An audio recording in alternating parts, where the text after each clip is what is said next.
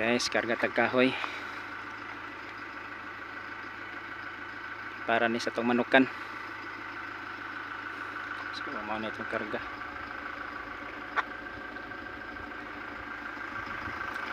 So dako jud gamit niya itong pick up.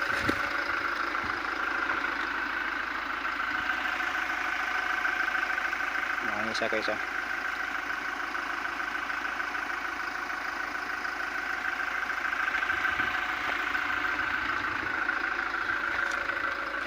so mabiyahe na ta. Okay na siguro ni. Nakahakot naman tagkawayan. So kahoy na pod.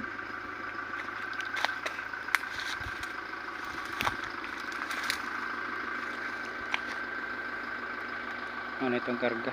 Mapulo kabok. Itong kalsada guys, lapok. Agoy. Dito sulod kay bugnaw.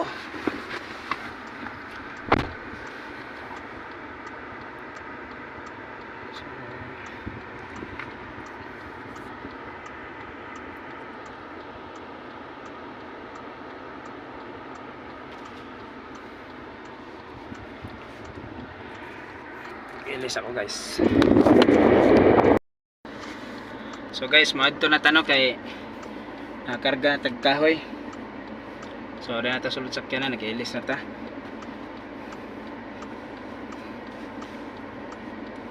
Natagbukid guys.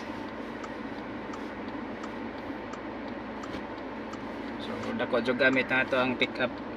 Makakarga ra ta bisa kun sa. So kay tabang.